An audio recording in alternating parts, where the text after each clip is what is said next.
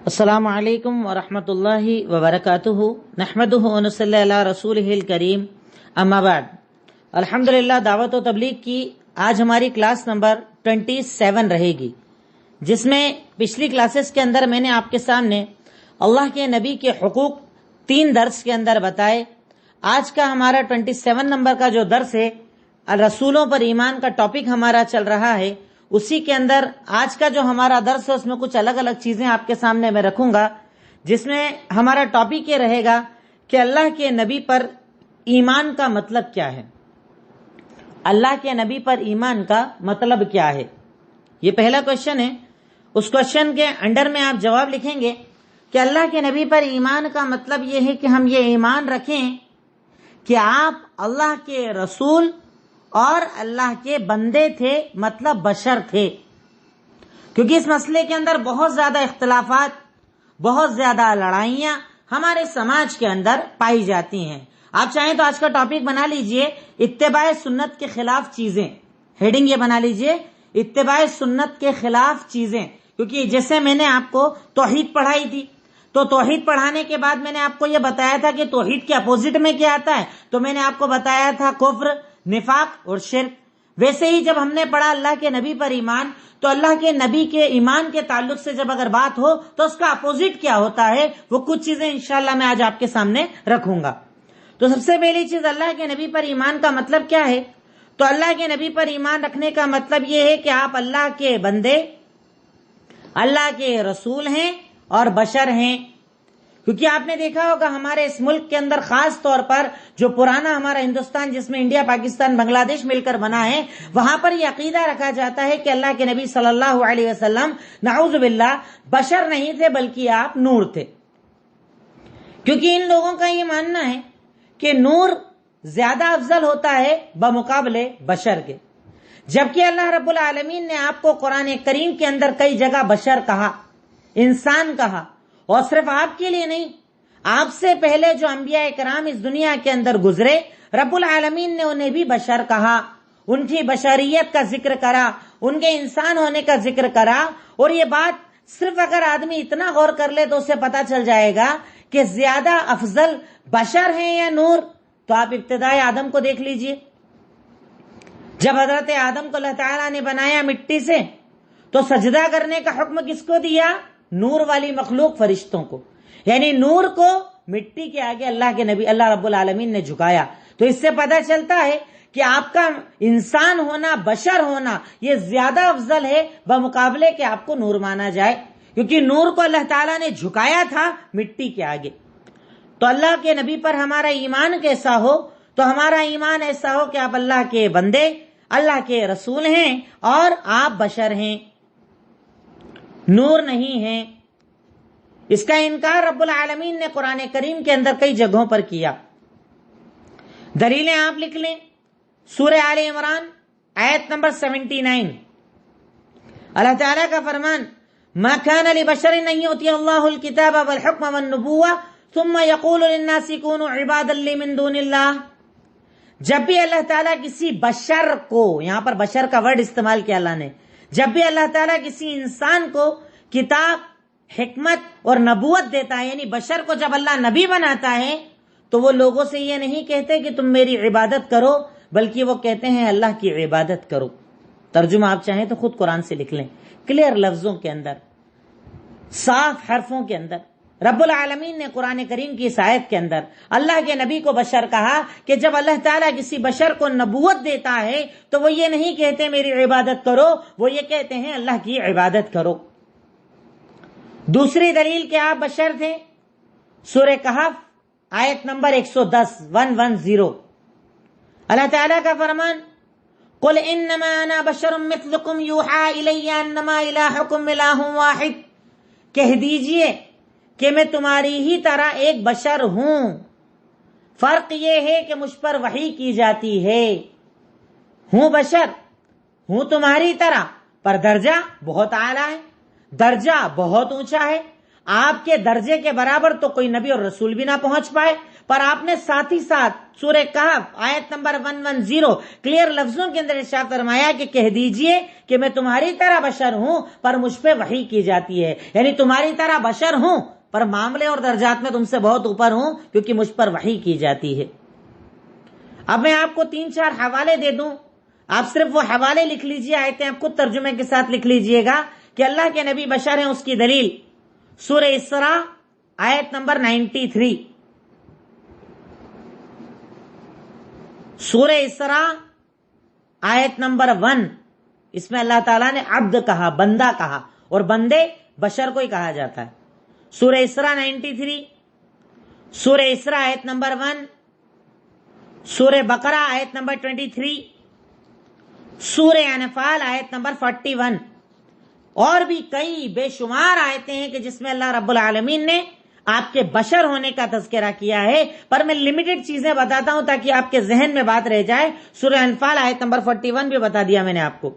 تو پہلی چیز یہ کلیئر ہوئی کہ اللہ کے نبی صلی اللہ علیہ وسلم بشر ہیں، کیونکہ ہمارے لیے صرف اتنا کافی ہے کہ اللہ تعالیٰ نے قرآن میں آپ کو بشر کہا اور آپ کی بشریت کا ذکر کیا، اور مثال سے بھی میں نے آپ کو بتا دیا کہ اللہ تعالیٰ نے حضرت آدم کو پیدا کر کے یہ بات بتا دی کہ نور سے زیادہ افضل اللہ تعالیٰ نے مٹی کو بنایا ہے۔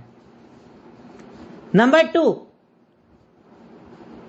ایک مومن کا اللہ کے نبی پر ایمان کیسا ہو؟ تو نمبر 1 میں نے بتایا کہ آپ بشر ہیں، نور نہیں۔ دوسرا یہ کہ اللہ کے نبی کو اللہ کی خاصیتیں نہ دی جائے، یعنی وہ چیزیں جو اللہ تعالیٰ کے ساتھ خاص ہے، وہ عبادتیں جو اللہ کے ساتھ خاص ہے، وہ غیب جو اللہ کے ساتھ خاص ہے، وہ اللہ کے نبی کو نہ دیا جائے، ورنہ ہمارے یہاں لوگ کرتے ہیں۔ شعر سنے ہوں گے آپ نے، نعتیں سنی ہوں گی آپ نے، نعتوں کے اندر شرک بھرا پڑا ہوتا ہے، شرکیہ کلام پڑھا جاتا ہے، قدم قدم پر شرک کیا جاتا ہے، اللہ کے نبی کو اللہ کا درجہ نعوذ باللہ دے دیا جاتا ہے۔ تو اللہ کے نبی کے اوپر ایمان رکھنے کا مطلب یہ ہے کہ اللہ کی جو خاصیتیں ہیں وہ اللہ کے نبی کو نہ دی جائیں۔ اس کی بھی دلیلیں آپ لکھ لیں۔ سب سے پہلی دلیل سورہ انعام آیت نمبر 50، اللہ تعالیٰ کا فرمان، قُلْ لَا أَقُولُ لَكُمْ عِنْدِي خَزَائِنُ اللَّهِ وَلَا أَعْلَمُ الْغَيْبَ وَلَا أَقُولُ لَكُمْ إِنِّي مَلَكٌ إِنْ أَتَّبِعُ إِلَّا مَا يُوحَىٰ إِلَيَّ۔ کہہ دیجئے اللہ کے نبی کہ میں نہیں کہتا کہ میرے پاس زمین کے خزانے ہیں اور میں غیب کا جاننے والا ہوں، یا میں فرشتہ ہوں، جو مجھ پر وحی کی جاتی ہے میں تو اس کی پیروی کرتا ہوں۔ یعنی اللہ کے نبی نے اس آیت میں یہ بتا دیا کہ میرے پاس زمین کے خزانے نہیں ہیں، میں غیب نہیں جانتا ہوں، اور میں یہ نہیں کہتا کہ میں فرشتہ ہوں، بلکہ میں تو پیروی کرتا ہوں اس دین کی جو مجھ پر وحی کیا گیا ہے۔ فرق سمجھیے گا، یہاں پر ہم اللہ تعالیٰ کی خاصیت اللہ کے نبی کو نہ دیں، مطلب ہم یہ نہیں کہیں کہ وہ مختار کل ہیں، زمین کے سارے خزانے ان کے پاس ہیں، وہ تو کلی غیب کے جاننے والے۔ ارے آپ غیب جانتے تھے، میں ایک چیز پیچھے آپ کو بتا چکا ہوں توحید کے باب میں کہ آپ غیب جانتے تھے، انبیاء کو غیب پتا ہوتا تھا، پر کتنا؟ جتنا اللہ بتاتا تھا۔ تبھی تو آپ نے ہم کو قیامت کی باتیں بتائیں، تبھی تو آنے والے معاملات بتائے، تبھی تو قیامت کے قریب کے دور میں کیا کیا ہوگا یہ بتایا۔ غیب تو ہے، پر اللہ تعالیٰ جتنا بتاتا تھا اتنا آپ ہمیں بتاتے تھے۔ ایسا نہیں کہ ٹوٹل آپ جانتے تھے، کیونکہ یہ خاصیت صرف اللہ رب العالمین کی، اس کے علاوہ کسی کی یہ خاصیت نہیں ہے۔ دوسری دلیل سورہ انعام آیت نمبر 58، اللہ تعالیٰ کا فرمان، قُلْ لَوْ أَنَّ عِنْدِي مَا تَسْتَعْجِلُونَ بِهِ لَقُضِيَ الْأَمْرُ بَيْنِي وَبَيْنَكُمْ وَاللَّهُ أَعْلَمُ بِالظَّالِمِينَ وَعِنْدَهُ مَفَاتِحُ الْغَيْبِ لَا يَعْلَمُهَا إِلَّا هُوَ۔ کہہ دیجئے اللہ کے نبی کہ اگر میرے پاس وہ عذاب ہوتا جس کی تم جلدی کر رہے ہو تو میں عذاب لا کر دکھا دیتا، اور اللہ تعالیٰ ظالموں کو زیادہ جاننے والا ہے، اور وہ اللہ ہی ہے جس کے پاس غیب کی کنجیاں ہیں، اس کے سوا کوئی غیب کا جاننے والا نہیں ہے۔ کیسے کیسے لوگ دعوے کر دیتے ہیں، کیسے کیسے الفاظ استعمال کرتے ہیں، اللہ کے نبی کی شان کو کتنا زیادہ بڑھاتے ہیں، یہ آپ نے دیکھا اور سنا ہوگا۔ پر قرآن کی ان آیتوں کو کھلے طور پر اگر آپ پڑھ لیں اور سن لیں تو آپ کو پتہ چلے گا کہ جو خاصیتیں اللہ کی ہے وہ صرف اللہ کی ہے، اس میں کوئی اور شریک نہیں ہو سکتا۔ تیسری دلیل سورہ اعراف آیت نمبر 188، اور اس میں تو اللہ کے نبی نے کھل کر بتایا ہے کہ کبھی بھی اللہ کے نبی کی شان کو اتنا نہ بڑھایا جائے کہ ان کو اللہ کا درجہ دے دیا جائے. کلیئر لفظوں کے اندر آپ نے کہا قل انی لا املک لنفسی نفعا ولا ضرا الا ما شاء اللہ. کہہ دیجئے اللہ کے نبی کہ میں تو خود اپنی جان کے لیے بھی نفع نقصان کا مالک نہیں ہوں. کتنی بڑی بات اللہ کے نبی بتا رہے ہیں. اللہ تعالیٰ قرآن میں عقیدہ سکھا رہا ہے کہ اللہ کے نبی آپ کہہ دیجئے کہ میں تو اپنے نفس کے لیے بھی نفع نقصان کا مالک نہیں ہوں سوائے اس کے جتنا اللہ چاہے. یعنی جتنی اللہ مجھے طاقت دیتا ہے اتنا میں کرتا ہوں, اس سے زیادہ میری کوئی طاقت نہیں ہے. اور کہہ دیجئے کہ اگر میں غیب کو جانتا تو مجھے کبھی کوئی تکلیف نہ پہنچتی, صرف اچھائیاں اور بھلائیاں میں حاصل کرتا. پہلے کہا کہہ دیجئے کہ میں اپنے نفس کے لیے بھی نفع نقصان کا مالک نہیں ہوں سوائے اس کے جتنا اللہ چاہے. اور کہہ دیجئے وَلَوْ كُنْتُ عَالِمُ الْغَيْبِ, اگر میں غیب کا جاننے والا ہوتا تو مجھے کوئی تکلیف نہ پہنچتی, صرف بھلائیاں پہنچتی. بھائی آپ اللہ کے نبی کی زندگی کو اٹھا کر دیکھیے, واقعات کو اٹھا کر دیکھیے. غزوہ احد میں آپ پریشان ہوئے, غیب جانتے تو پریشان ہوتے. صحابہ کرام کو لے جا کر دھوکے سے شہید کر دیا گیا, غیب پتا ہوتا تو آپ ان کو بھیجتے. خندق کے موقع پر یہودی غداری کرنے والے ہیں, پتا ہوتا تو آپ پہلے سے انتظام نہ کرتے. حضرت عثمان غنی کو صلح حدیبیہ میں بات کرنے کے لیے بھیجا, خبر آئی کہ انہیں قتل کر دیا گیا. اگر آپ غیب جانتے تو کیا بیعت الرضوان کرتے؟ کتنی مثالیں بتاؤں آپ کی زندگی کے اندر. کیا آپ کو اللہ تعالیٰ نے قدم قدم پر یہ ثابت کر کے بتایا کہ آپ اتنا جانتے ہیں جتنا اللہ بتاتا ہے, اور آپ جیسا مقام کسی کا نہیں ہے. پر اس کا مطلب یہ نہیں کہ آپ کو اللہ کا درجہ دے دیا جائے, آپ کی ذات میں اتنا غلو کیا جائے کہ آپ کو اللہ کے برابر کھڑا کر دیا جائے, کیونکہ نفع اور نقصان کا مالک صرف اللہ ہے, بھلائی برائی کا مالک صرف اللہ ہے. وہ مثالیں چاہیں تو آپ اس کے اندر لے لیں. غزوہ احد میں اللہ کے نبی کا پریشان ہونا, صحابہ کا شہید ہونا, بئر معونہ کے وقت صحابہ کرام کو دھوکے سے شہید کر دینا, صلح حدیبیہ کے وقت یہودیوں کا غداری کرنا, غزوہ خندق کے وقت اور صلح حدیبیہ کے وقت حضرت عثمان کی شہادت کی خبر پر اللہ کے نبی کا بیعت کرنا, یہ سب اس بات کی دلیلیں ہیں کہ اللہ کے نبی کلی غیب نہیں جانتے تھے, جتنا اللہ بتاتا تھا اتنا غیب آپ جانا کرتے تھے. یہ تو ہوا اللہ کے نبی پر ہمارا ایمان کیسا ہو. اب یہاں پر اتباع سنت کے خلاف کیا چیزیں ہیں. جیسے توحید کے خلاف میں نے آپ کو بتایا, ویسے اتباع سنت, کیونکہ ہم اللہ کے نبی کے بارے میں پڑھ رہے ہیں تو اس کے اپوزٹ میں کیا چیزیں آتی ہیں, تو کچھ چیزیں اس کے اپوزٹ آتی ہیں. نمبر 1, اللہ کے نبی بشر نہیں نور ہیں. اللہ کے نبی بشر نہیں نور ہیں. یہ اوپر میں نے کلیئر کر دیا, دلیلیں بھی آپ کو دے دی کہ اللہ کے نبی بشر ہیں, اور اس کی دلیلیں اوپر آپ نے لکھ لی. نمبر 2, دنیا اللہ کے نبی کے صدقے میں بنائی گئی ہے. بولتے نا لوگ ہمارے ہاں کہ اگر آپ نہیں ہوتے تو دنیا ہی نہیں بناتا اللہ. دنیا آپ کے صدقے میں بنی ہے. ایک عجیب سا عقیدہ ہمارے یہاں پر لوگ رکھتے ہیں اور کہتے بھی ہیں.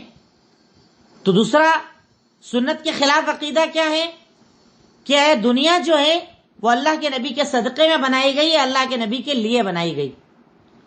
اس میں ایک حدیث لوگ پیش کرتے ہیں جو موضوع اور من گھڑت روایت ہے, لولاک ما خلقت الافلاک, اگر آپ نہ ہوتے تو میں اس زمین آسمان کو پیدا نہ کرتا. یہ اللہ کہہ رہا ہے. ضعیف, موضوع, من گھڑت روایت. دوسری روایت مستدرک حاکم کی ہے, لولا محمد ما خلقت آدم وما خلقت الجنہ والنار. پہلی روایت میں نے آپ کو بتائی جو موضوع اور من گھڑت حدیث ہے کہ اللہ کہتا ہے اگر آپ نہ ہوتے تو میں زمین آسمان پیدا نہ کرتا. دوسری روایت یہ بھی موضوع اور من گھڑت روایت ہے مستدرک حاکم کی کہ اگر محمد نہ ہوتے تو میں آدم کو پیدا نہ کرتا, اور اگر محمد نہ ہوتے تو میں جنت جہنم کو پیدا نہ کرتا. یہ عقیدہ ہمارے یہاں رکھا جاتا ہے. یہ عقیدہ لوگ ہمارے یہاں رکھتے ہیں کہ دنیا کے پیدا کرنے کا مقصد، انسان کے پیدا کرنے کا مقصد اللہ کے نبی ہیں، آپ ہی کے لیے دنیا کو بنایا گیا. یہ دو روایتیں لوگ پیش کرتے ہیں، دونوں میں نے آپ کو بتا دی موضوع من گھڑت روایات ہیں. اب اس کے اپوزٹ میں دلیل کیا ہے، دنیا کے بنانے کا مقصد کیا ہے؟ تو کلیئر اللہ تعالیٰ سورہ زاریات آیت نمبر 56 کے اندر کہتا ہے. اس کو کوئی رد نہیں کر سکتا، کوئی غلط نہیں بتا سکتا، اس دلیل کو ریجیکٹ نہیں کر سکتا، کیونکہ قرآن کریم میں اللہ رب العالمین کا فرمان ہے.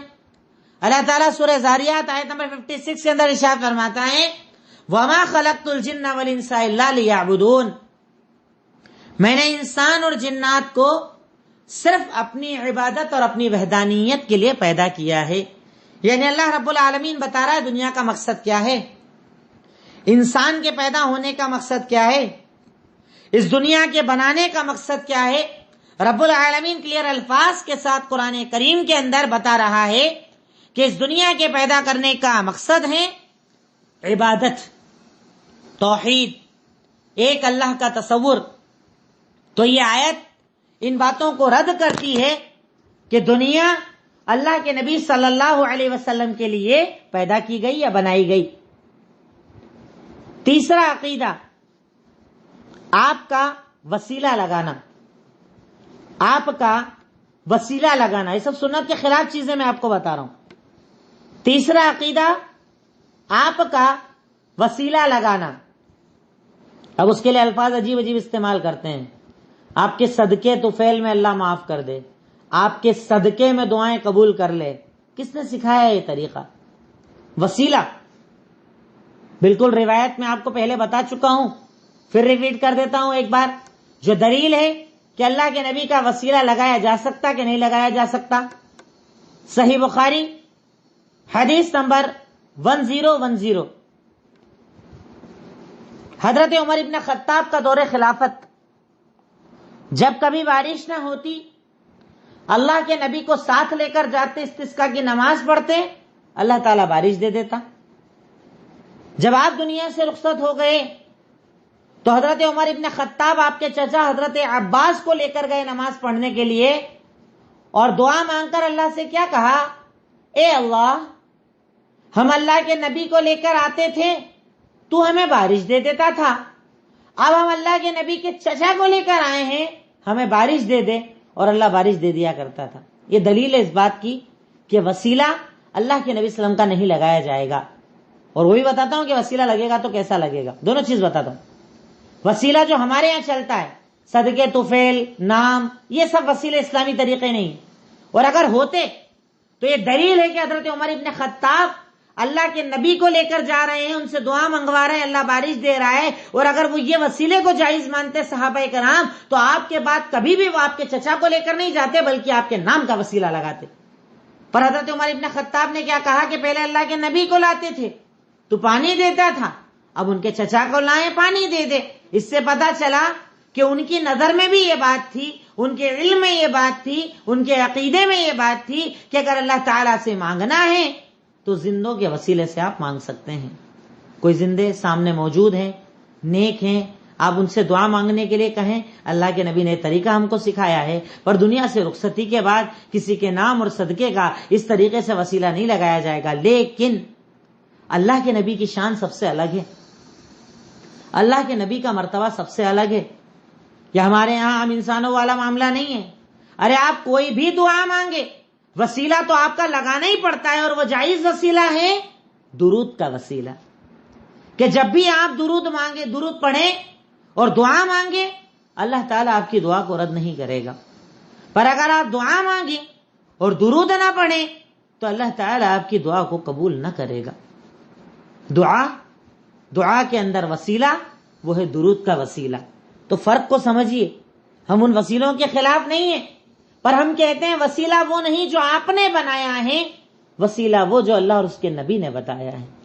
آپ نے ہمیں سکھایا کہ ہر دعا جب اس کے اندر درود نہ پڑھا جائے تو وہ آپ کی دعا قبول نہیں ہوتی، اللہ تعالیٰ اسے قبول نہیں فرماتا. اللہ تعالیٰ اس دعا کو قبول فرماتا ہے جس کے اندر درود کو پڑھا جاتا ہے اور اگر درود نہ پڑھا جائے تو رب العالمین اس دعا کو قبول نہیں فرماتا ہے۔ چوتھا عقیدہ، شفاعت کا عقیدہ۔ شفاعت کا عقیدہ، اللہ کے نبی ہمارے لیے سفارش کریں گے، اس لیے ہم آپ کا وسیلہ لگاتے ہیں، اس لیے ہم آپ سے دعا مانگنے کے لیے کہتے ہیں۔ شفاعت کا عقیدہ۔ حالانکہ اس ٹاپک کو میں نے توحید کے ٹاپک میں بہت اچھی طریقے سے دلیلوں سے آپ کو سمجھا دیا ہے، پھر بھی چونکہ بات ہے، ٹاپک ہے، اس لیے میں آپ کو صرف اس کی ہیڈنگ بتا دے رہا ہوں، شفاعت کا عقیدہ۔ تو شفاعت کے سلسلے میں آپ اتنی بات کلیئر جانتے ہیں کہ اللہ کے نبی صلی اللہ علیہ وسلم کل روز قیامت یقیناً شفاعت کریں گے، پر ان کے لیے جنہوں نے شرک نہ کیا ہوگا۔ مشرکوں کے لیے شفاعت نہیں ہوگی۔ یہ وہ لوگ ہیں جنہوں نے اللہ کے نبی تک کو شرک کا ذریعہ بنا ڈالا ہے۔ آپ کے نام، آپ کی جاہ، آپ کا مرتبہ، آپ کے بارے میں الٹے سیدھے اشعار، آپ کے بارے میں شرکیہ اور بدعت کے کلامات پڑھ پڑھ کر یہ آپ کے نام کا سہارا لیتے ہیں اور اسے شفاعت کہتے ہیں۔ ہرگز اس شفاعت کو اللہ تعالیٰ قبول نہیں کرتا۔ شفاعت کے باب کو اگر آپ چاہیں تو اس کے پوائنٹس میں یہ باتیں ساری میں آپ کے سامنے دلیلوں سے کلیئر کر چکا ہوں کہ شفاعت اللہ کے نبی کریں گے قیامت کے دن، اور ان کے لیے جنہوں نے شرک نہ کیا ہوگا۔ پر شفاعت کے نام پر جو ہمارے یہاں لوگوں نے عقیدے بنا لیے، سوچ بنا لیے، فکر بنا لی ہے، وہ اسلامی طریقہ نہیں ہے۔ پانچواں عقیدہ، آپ کو حاضر ناظر ماننا۔ آپ کو حاضر ناظر ماننا، جو عقیدہ آپ نے عید میلاد النبی کے وقت میں دیکھا ہوگا۔ محفلوں میں آتے ہیں، آپ محفلوں میں شریک ہوتے ہیں، اسپیشل محفلیں لگائی جاتی ہے، اور اس کے بعد یہ عقیدہ رکھا جاتا ہے کہ اللہ کے نبی صلی اللہ علیہ وسلم ان محفلوں کے اندر آتے ہیں، حاضر ناظر کا عقیدہ۔ جبکہ یہ عقیدہ صرف اللہ کی خاصیت ہے۔ وہی ایک ذات ہے اس کائنات کے اندر جو حاضر و ناظر ہے، ہر جگہ حاضر ہے، ہر چیز کا جاننے والا ہے، ہر چیز کی خبر رکھنے والا ہے، اپنے ہر بندے سے کنیکٹڈ ہے، اور یہ خاصیت صرف اللہ رب العالمین کی خاصیت ہے۔ اور افسوس ہمارے سماج کے اندر مسلمانوں نے یہ خاصیتیں اللہ کے نبی صلی اللہ علیہ وسلم کو عطا کر دی، جو خاصیتیں صرف اللہ رب العالمین کی خاصیت ہے۔ اللہ رب العالمین کی خاصیت ہے کہ وہ ہر جگہ حاضر و ناظر ہے، یہ آپ کی خاصیت ہے۔ یہاں پر میں آپ کو کچھ پوائنٹ بتاؤں کہ اگر اللہ کے نبی کو حاضر و ناظر مانا جائے تو وہ کیوں غلط ہے۔ سب سے پہلی چیز وہ اس لیے غلط ہے کیونکہ اس پر کوئی دلیل موجود نہیں ہے۔ آپ کے حاضر ناظر ہونے پر کوئی دلیل موجود نہیں ہے۔ دوسری چیز، اگر آپ نے یہ مانا کہ آپ حاضر ناظر ہیں، مطلب آپ محفلوں کے اندر آتے ہیں، تو پھر یہ ماننا پڑے گا اس وقت قبر خالی ہو گئی۔ اب قبر پر اگر اس وقت کوئی سلام پڑھ رہا ہے تو وہ کس کو سلام پڑھ رہا ہے؟ درود پڑھ رہا ہے تو وہ کس پر درود پڑھ رہا ہے؟ بھئی اگر آپ نے یہ مان لیا کہ آپ محفل کے اندر آئے ہیں تو اس وقت قبر کے اندر پھر کون ہے؟ تو آپ کو یہ ماننا پڑے گا اس وقت قبر خالی ہے۔ نمبر 3، اس کے اندر محظور کیا ہے؟ ہمارے یہاں لوگ بولتے ہیں نا، کوئی بھی بات بولے تو بولے غلط کیا ہے، تو میں آپ کو غلط بتا رہا ہوں کہ غلط کیوں ہے۔ نمبر 3، آپ اگر کسی محفل کے اندر اللہ کے نبی آ رہے ہیں اور لوگوں کو پتا چل رہا ہے کہ اللہ کے نبی آ رہے ہیں، تو پھر وہ تو صحابی ہو گئے نا، سب وہ تو صحابی ہو گئے۔ اللہ کے نبی جو جن سے مل رہے ہیں تو وہ تو صحابی، انہی کو تو کہا جاتا ہے نا، وہ تو اللہ کے نبی کے ساتھی ہو گئے، صحابی ہو گئے۔ تو کیا کسی محفل والوں کو یہ درجہ دیا جاتا ہے؟ نمبر 4، اگر اللہ کے نبی محفلوں میں آتے ہیں تو شریعت پھر ختم نہیں ہوئی ہے، اسلام مکمل نہیں ہوا ہے۔ اللہ تعالیٰ نے قرآن کی آیت سورہ مائدہ کے اندر جو کہا ہے الیوم اکملت لکم دینکم، وہ غلط ہو گئی۔ اللہ تعالیٰ قرآن میں کہہ رہا ہے کہ آج کے دن مکمل ہو گیا۔ اب اللہ کے نبی جب محفلوں میں آئیں گے تو کیا ویسے ہی آ کے چلے جائیں گے؟ حلال حرام نہیں بتائیں گے، شریعت نہیں بتائیں گے، دین نہیں بتائیں گے، یقیناً بتائیں گے۔ تو اس کا مطلب شریعت مکمل نہیں ہوئی ہے، شریعت مکمل ہونا باقی ہے۔ تعجب ہوتا ہے مسلمانوں پر عقیدے کے نام پر جو چیز انہیں دے دی جائے وہ اسی کو دین مان لیتے ہیں، اسی کو قبول کر لیتے ہیں. انہیں کوئی فرق نہیں پڑتا کہ جو میں ایمان رکھ رہا ہوں وہ ایمان صحیح ہے یا غلط ہے. یہ کچھ پوائنٹس میں نے آپ کو بتائے کہ جس سے پتہ چلتا ہے کہ اتباع سنت کے خلاف کیا کیا چیزیں ہیں، جس میں سے تقریباً یہ 5 چیزیں ابھی تک میں نے آپ کے سامنے ذکر کی. اس میں کچھ بیوقوف ایک دلیل یہ بھی دیتے ہیں، ملک الموت ایک فرشتہ ہے، ایک بار میں دنیا میں کئی انتقال ہوتے ہیں، ہر جگہ وہ فرشتہ جاتا ہے، انتقال کی روح نکالتا ہے. تو جب وہ فرشتہ ہر جگہ ہو سکتا ہے تو اللہ کے نبی کیوں نہیں ہو سکتے؟ بھئی ملک الموت ہر جگہ جانا، روح نکالنا، تو ایسا کیوں ہے؟ جب وہ ہر جگہ پہنچ سکتے ہیں، جب ملک الموت ہر جگہ پہنچ سکتے ہیں اور ایک ہی فرشتہ ہے، تو اللہ کے نبی کیوں نہیں پہنچ سکتے؟ وہ کیوں نہیں جا سکتے؟ اب یہاں پر افسوس یہ ہے کہ مسلمانوں نے کبھی قرآن کو ترجمے کے ساتھ پڑھا ہی نہیں ہے. اگر پڑھا ہوتا تو انہیں قرآن کی آیتیں بتا دیتی کہ ملک الموت ایک فرشتہ نہیں ہے. صرف ایک دلیل میں آپ کو بتا دوں قرآن کی، وہ آپ اس پوائنٹ کے اندر لکھ لیجئے، سورہ محمد آیت نمبر 27، جس میں اللہ تعالی کلیئر الفاظوں کے اندر کہہ رہا ہے کہ موت کا فرشتہ ایک نہیں ہے، وہ جماعت ہے. اللہ تعالیٰ نے ارشاد فرمایا فَكَيْفَ إِذَا تَوَفَّتْهُمُ الْمَلَائِكَةُ، کیا ہوگا حال جب ہمارے فرشتے ان کو موت دیں گے. اللہ تعالیٰ نے فرشتے کہا، فرشتہ نہیں کہا، ملائکہ کہا، ملک نہیں کہا. ایک نہیں ہے، وہ بہت سارے ہیں. تو جب بہت سارے ہیں تو بہت ساری جگہ ہو سکتے ہیں، پر اللہ کے نبی صلی اللہ علیہ وسلم تو ایک ہے نا، ہم ایک مانتے ہیں نا. تو پھر کیسے یہ عقیدہ رکھا جائے کہ آپ ایک وقت کے اندر جہاں جہاں مجلسیں ہوتی ہیں، جہاں جہاں مجلسیں لگائی جاتی ہیں، آپ ہر جگہ موجود ہوتے ہیں؟ کیونکہ یہ عقیدہ صرف اللہ کی خاصیت ہے. وہ اکیلی ذات ہے اس کائنات کے اندر جو ایک ہی وقت میں ایک ساتھ اپنے سارے بندوں سے کنیکٹ ہے، سارے بندوں کے معاملات کو دیکھتا ہے، سارے معاملات کو جانتا ہے. یہاں پر ایک نقطہ لکھ لیجئے گا، انبیاء کرام کی زندگی کے بارے میں ہمارا عقیدہ کیا ہونا چاہیے، چاہے وہ اللہ کے نبی ہوں، چاہے آپ کے علاوہ دوسرے انبیاء کرام ہوں. بھئی ہم یہ تو نہیں کہتے نا کہ اللہ کے نبی حیات نہیں ہے، ایسا کون بولے گا؟ ایسا کوئی نہیں بولتا. اللہ کے نبی حیات ہیں، بالکل حیات ہیں. ہم یہ عقیدہ رکھتے ہیں کیونکہ یہ قرآن کا عقیدہ ہے، یہ حدیث کا عقیدہ ہے. تو قرآن و حدیث جو عقیدہ بتا دے اس کا انکار کون کرے گا؟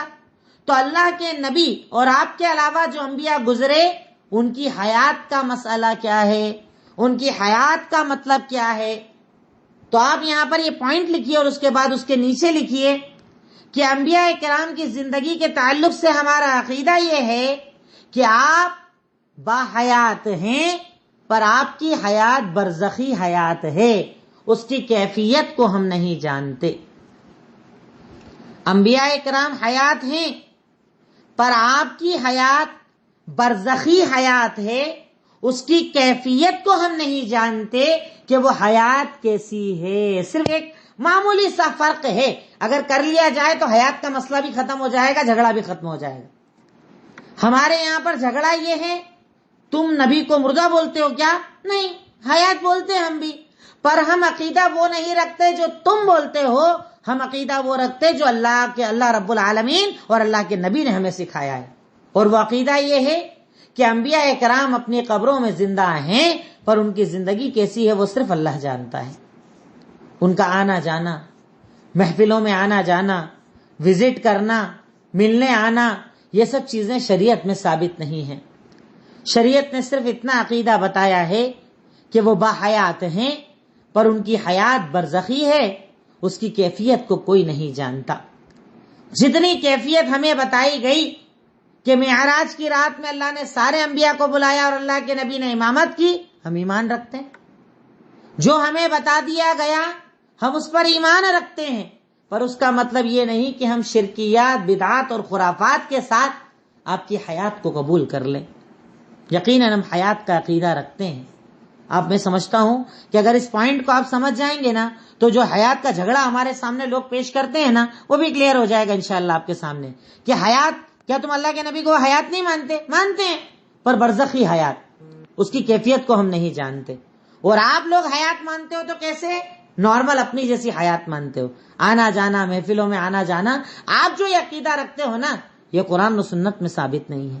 اگر ثابت ہوتا تو یقیناً ہم بھی یہی عقیدہ رکھتے اور اسی عقیدے کی طرف لوگوں کو دعوت دیتے۔ اس پر اتباع سنت کے خلاف جو چیزیں ہوتی ہیں، تقریباً 5 چیزیں آپ کے سامنے کلیئر ہو گئیں۔ کچھ چیزیں باقی ہیں جس میں ہے بدعت، تقلید، ان کا تذکرہ انشاءاللہ آگے آنے والے دروس میں آپ کے سامنے ہوگا۔ اللہ رب العالمین ہم تمام کو کہنے سننے سے زیادہ عمل کرنے کی توفیق عطا فرمائے۔ اللہ رب العالمین صحیح دین کو پہچاننے اور لوگوں تک پہنچانے کی ہمیں توفیق عطا فرمائے۔ اللہ تعالی ہم تمام کے یہاں پر بیٹھنے کو قبول فرمائے۔ وآخر الدعوانا ان الحمدللہ رب العالمین۔ السلام علیکم ورحمۃ اللہ وبرکاتہ۔